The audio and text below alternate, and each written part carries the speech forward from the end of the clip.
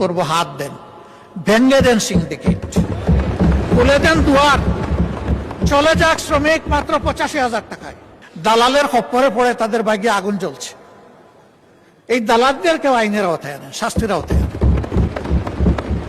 এই চেনটা ভেঙে দেন, খান খান করে দেন। প্রবাসীরা আমাদের সমাজের অংশ।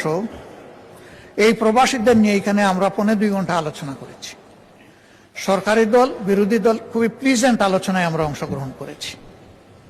কিন্তু এই বাজেটে প্রবাসীদেরকে আস্থায় আনার, সম্মানিত করার বিশেষ কোনো উদ্যোগ আমার কাছে আমি লক্ষ্য করিনি। সেই আলোচনায় আমরা একটা প্রস্তাব দিয়েছিলাম যে প্রবাসীরা সরকারি দলের নয়, বিরোধী দলের নয়, তারা বাংলাদেশের।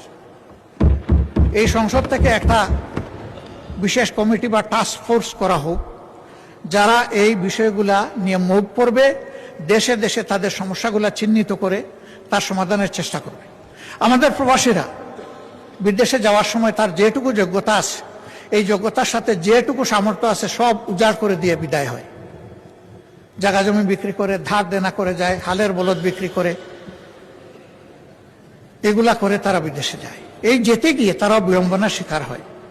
মালয়েশিয়া একটা গুড হাব, যেখানে আমাদের প্রায় 20 লক্ষ লোক থাকে। সেই জায়গায় অতীতে অনেক কেলেঙ্কারি হয়েছে। সেখানে একটা কোম্পানি করে, নুরুদ্দিন আমিন, সে একটা কোম্পানি করে একটা সিন্ডিকেশনের মাধ্যমে 85,000-এ যেখানে একজন শ্রমিক ভাই যাওয়ার কথা, সেখানে তার কাছ থেকে নেওয়া হয়েছে 6-7 লক্ষ টাকা। এখনো সেইটা বহাল আছে। আমি এই গণতান্ত্রিক সরকারকে অনুরোধ করব, হাত দেন, ভেঙ্গে দেন সিন্ডিকেট, খুলে দেন দুয়ার, চলে যাক শ্রমিক মাত্র 85,000 টাকায়। যারা জেলের ভিতরে আছে তাদেরকে মুক্ত করার জন্য আমাদের মাননীয় প্রধানমন্ত্রী তার সফরে কথা বলেছেন, ধন্যবাদ। তারা মুক্ত হয়ে আসলে এবং যদি তারা সেখানে কাজ পায়, আমরা খুব খুশি হব।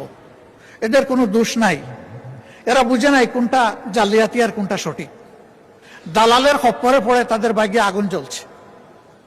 এই দালালদেরকেও আইনের আওতায় আনেন, শাস্তির আওতায় আনেন। এই চেনটা ভেঙে দেন, খান খান করে দেন। ওই চেন রেখে মলম দিলে আমাদের কোনো লাভ হবে না, বারবার ফুসকা উঠতেই থাকবে। তাদের আরো অনেকগুলো সমস্যা আছে, আমি সেগুলার দিকে গেলাম না। আর মালয়েশিয়ায় শুধু প্রবলেম না, প্রবলেম সর্বত্র।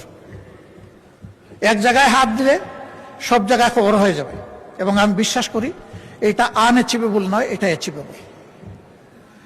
এখানে দরকার সদিচ্ছা আর কঠোর পদক্ষেপ। আমরা সরকারের সাথে এই ব্যাপারে আছি।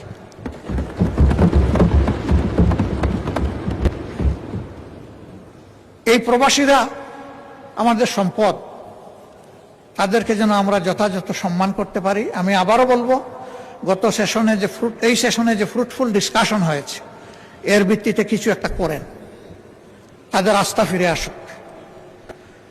যদি আমরা স্বচ্ছতা মেনটেন করতে পারি, আমাদের প্রবাসী ফ্লো আবার বেড়ে যাবে, অনেক বেড়ে যাবে।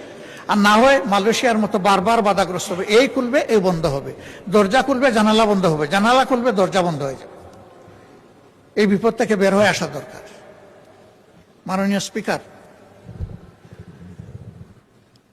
এখানে এই বাজেটে আমাদের